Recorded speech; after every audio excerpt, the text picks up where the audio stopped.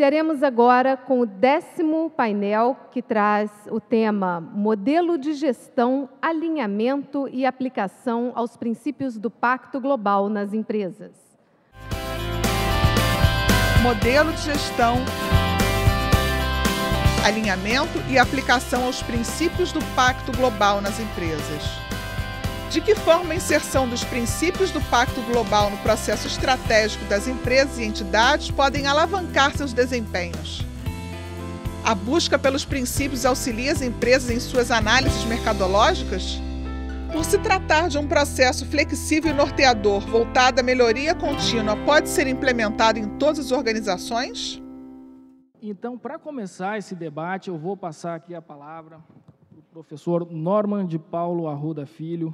Eu gostaria de contextualizar o nosso mundo de hoje com relação a que contexto global que nós estamos hoje convivendo. E, a partir disso, eu levaria com mais detalhe uma abordagem com relação à questão do Pacto Global, a sua evolução e, principalmente, o seu nível de agregação, de importância no ambiente empresarial atual.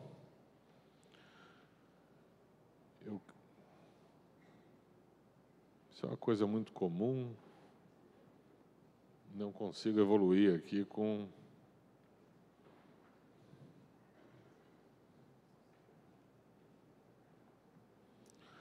Vamos lá. Bom, acho que alguns fatores são claros com relação...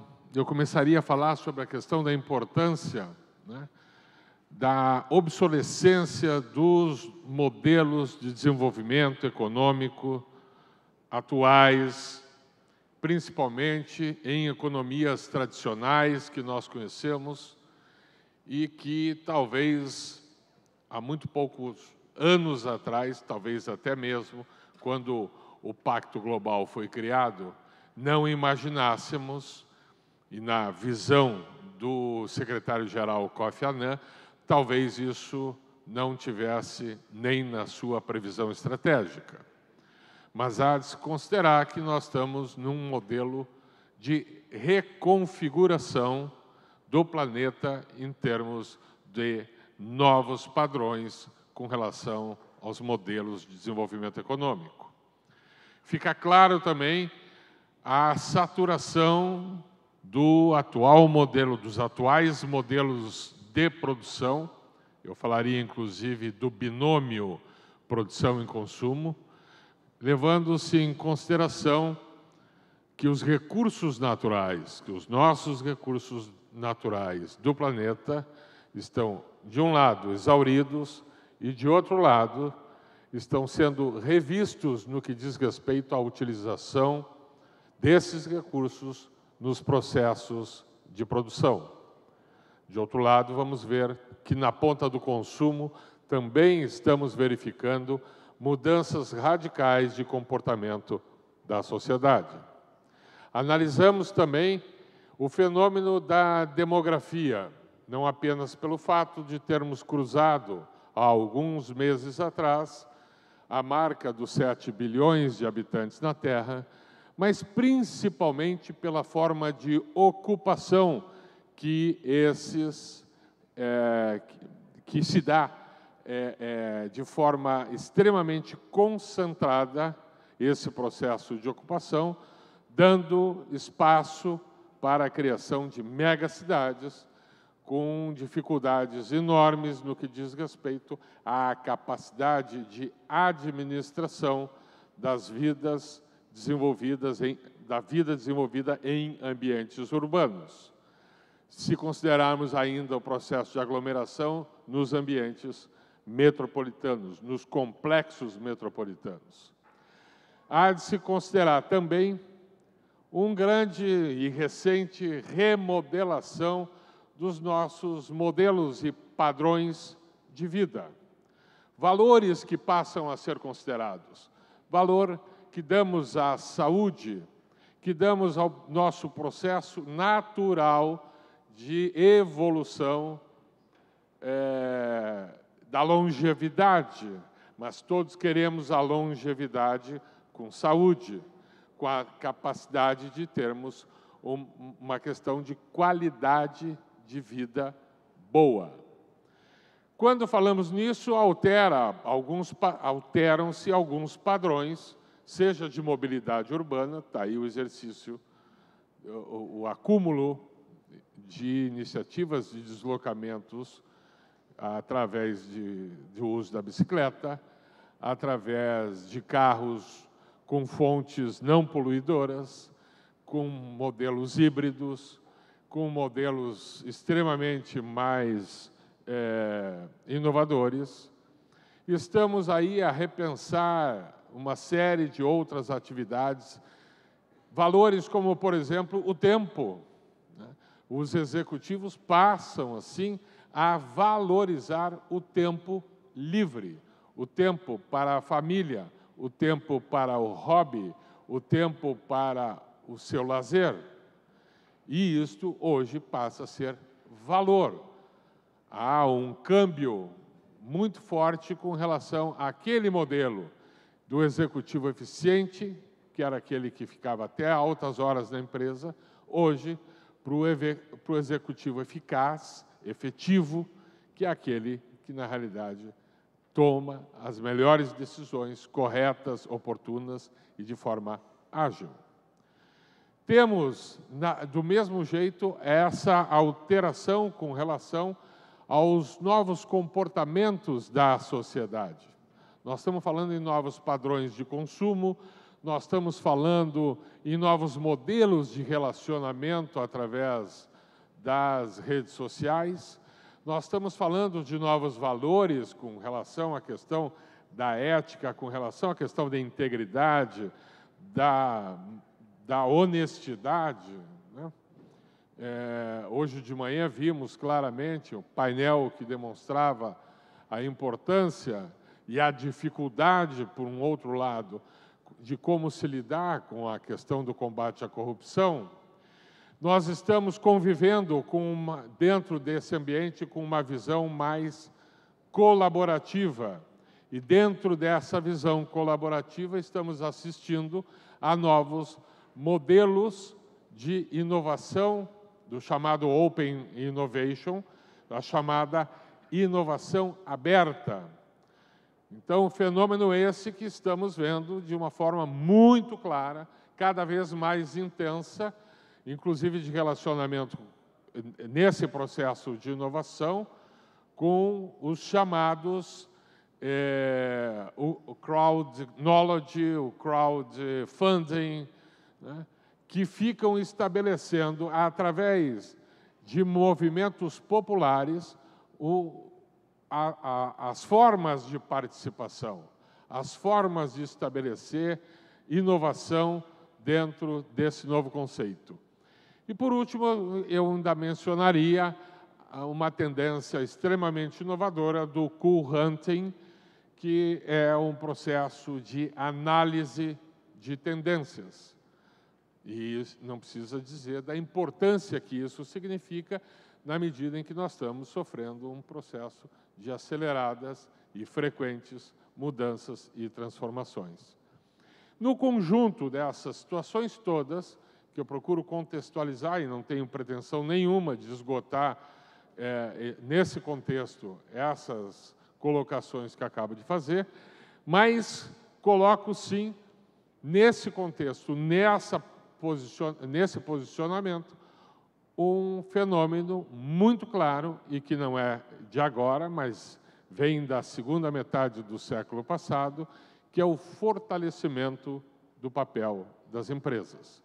E aí surge, de uma maneira muito clara, e dentro da visão do secretário Kofi Annan, surge a visão no sentido de fazer com que, na sua concepção, o viés de convocação, de chamamento a um grande movimento global com vistas a um processo de desenvolvimento econômico mais inclusivo, que respeitasse as questões ambientais, que considerasse os limites do planeta, que considerassem ainda o sistema extremamente agravado da situação de pobreza e das distâncias sociais, econômicas e culturais no planeta, que buscasse, através dessas empresas, o grande processo de convocação para o que foi chamado pelo Kofi Annan como um pacto global. Baseado no quê? Nos 10 princípios do Pacto Global, que vocês tiveram a oportunidade de, ao longo desse evento, discutir um a um, em diferentes posições, ouvindo diferentes manifestações, né, a respeito deles. Dentro desse contexto, né, é importante ressaltar que esse movimento nasce no ano de 2000, e hoje esse movimento já conta com mais de 10 mil organizações de diferentes países do mundo, são mais de 140 países que estão envolvidos no Pacto Global, e dentro dessas 10 mil organizações, há que se considerar um ponto que eu gostaria de mencionar para vocês, que ele nasce sob o viés exclusivamente empresarial. E hoje nós já estamos dentro das instituições e das organizações membros signatárias do Pacto Global, nós temos já um conjunto muito grande de organizações não governamentais, de organizações governamentais, instituições de governos locais, instituições e empresas públicas e da própria administração direta, participação de escolas e da academia, enfim, há um conjunto significativo de representantes da sociedade engajadas nesse grande, talvez o maior movimento da história, focado nos princípios da sustentabilidade. Hoje, aqui no Brasil, somos 487 organizações. É importante ressaltar que tivemos um acréscimo importante a partir da realização da Rio+20, alguns meses atrás. A estrutura que o Pacto Global tem no Brasil é o Comitê Brasileiro do Pacto Global, que está completando 10 anos e que vocês já tiveram e ainda terão a oportunidade de compartilhar com várias pessoas que foram, são e já participaram da estrutura do Comitê Brasileiro. O Pacto, então, é uma rede voluntária, né, que surge para que possamos promover a cidadania corporativa responsável e os princípios socioeconômicos, ambientais, que trazem na sua essência as áreas, contemplam na sua essência as áreas dos direitos humanos, as áreas de relações do trabalho, de preservação ambiental e de combate à corrupção. É importante que vocês tenham em mente que todas essas áreas, desdobradas cada um em vários princípios, têm como base acordos já estabelecidos em termos internacionais. Os 10 princípios, não preciso repassar para vocês, mas nós estamos falando aqui da questão do respeito aos direitos humanos, de impedir, né, inibir a questão da violação, a questão do apoio à liberdade de associação no trabalho, abolir o trabalho escravo, abolir o trabalho infantil, eliminar, no seu princípio número 6, a discriminação, na realidade, buscar até o contrário, estimular a diversidade. Hoje há estudos muito interessantes promovidos pela Organização Internacional do Trabalho, que a diversidade é um instrumento de aumento de produtividade. aumento de criatividade. Apoiar uma abordagem preventiva, né, aos desafios ambientais, a promoção da responsabilidade ambiental, o encorajamento, né, de tecnologias que não agridam, que, pelo contrário, né, protejam a questão ambiental, e o combate à corrupção. Aqui, para vocês terem uma ideia, as 487 organizações que são associadas ao pacto aqui no Brasil têm esta configuração com predomínio maior por parte das empresas, seguidas das pequenas e médias empresas, de organizações da sociedade civil, da academia, enfim, vocês veem que essa pizza hoje já contempla um grau de diversidade que reflete exatamente aquilo que eu falava no início, com relação a que as próprias empresas já cumpriram, né, o seu papel de predominância neste contexto. E que hoje, sim, por força das empresas, nós temos exatamente a mobilização do setor público, a articulação com os setores da sociedade civil, o engajamento das escolas, né, e isso reflete a situação no Brasil. Os principais compromissos, né? Nós estamos falando da questão de que os princípios do Pacto Global devem estar sempre sendo considerados na dimensão estratégica das organizações, fazendo com que isso também desça ao nível das operações, ao nível do dia a dia e do relacionamento das empresas com os seus stakeholders.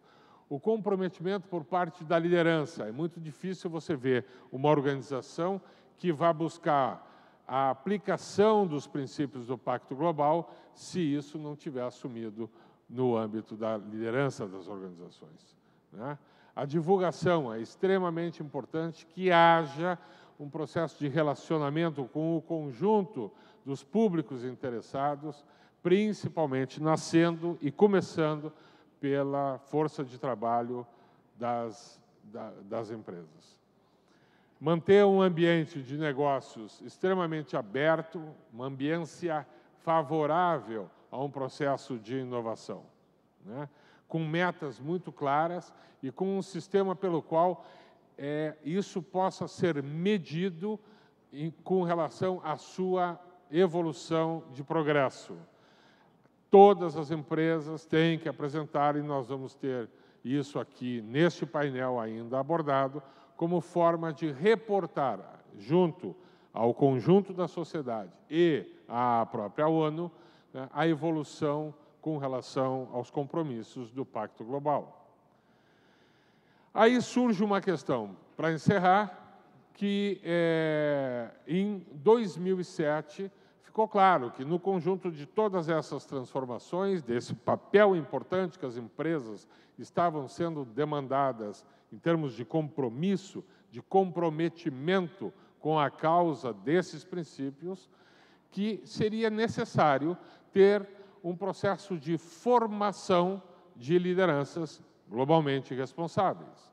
E aí a ONU convoca um conjunto das melhores escolas de negócios do mundo inteiro para participarem na construção desses princípios de uma educação globalmente responsável.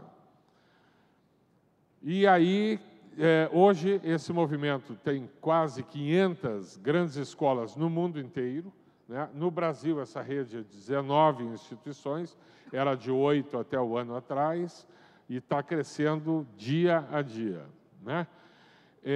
Hoje são 3 grandes categorias, né?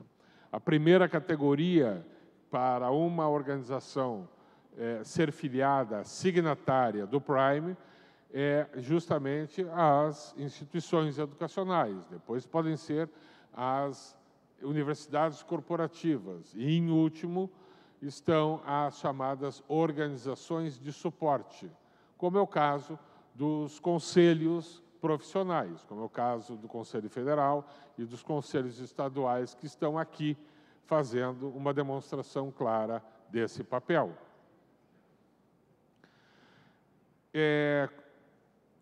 Na Rio+20, eu considero que nós tivemos como síntese o terceiro evento, o terceiro Global Forum, que foi realizado reunindo todas essas instituições aqui no Brasil para discutir exatamente essa integração entre uma educação voltada às questões da sustentabilidade e a ação empresarial.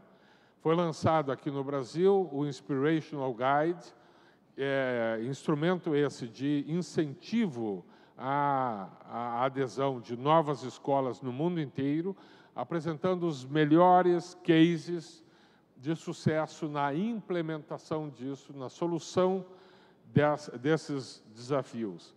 A declaração das instituições de ensino superior neste compromisso, usando isto de forma integrada com o meio corporativo e aqui também com o setor público, né? E, finalmente, a declaração dos CEOs, que foi apresentada por uma iniciativa do Comitê Brasileiro do Pacto Global.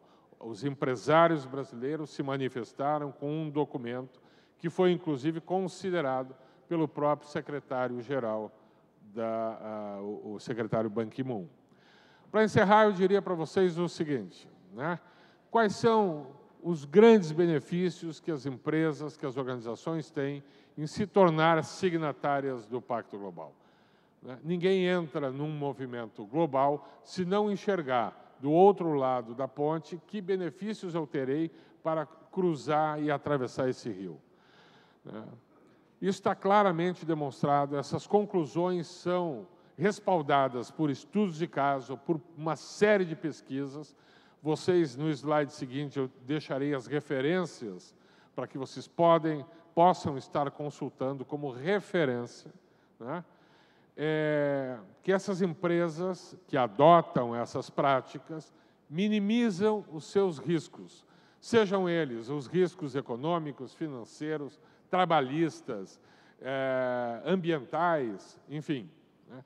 Há uma significativa posição de resultado, de benefício na adoção dos princípios. Conseguem as melhores parcerias, crescem em termos de valor de mercado, cuidam melhor da sua reputação, da sua imagem, né?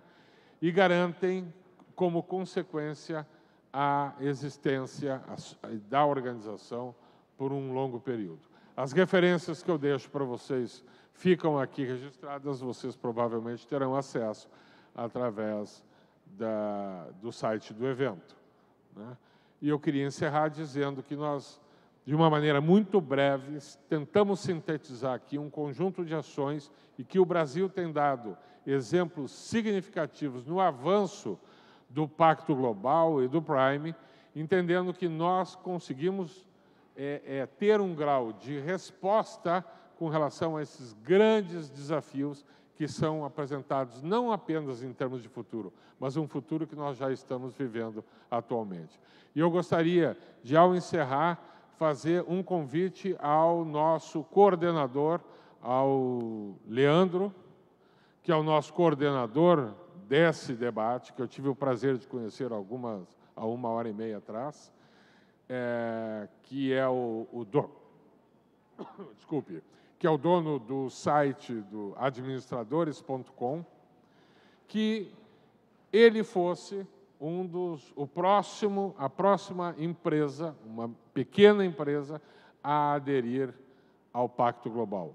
Eu acho que isso seria um exemplo vivo, né, de um dos grandes resultados que esse evento está promovendo. Muito obrigado.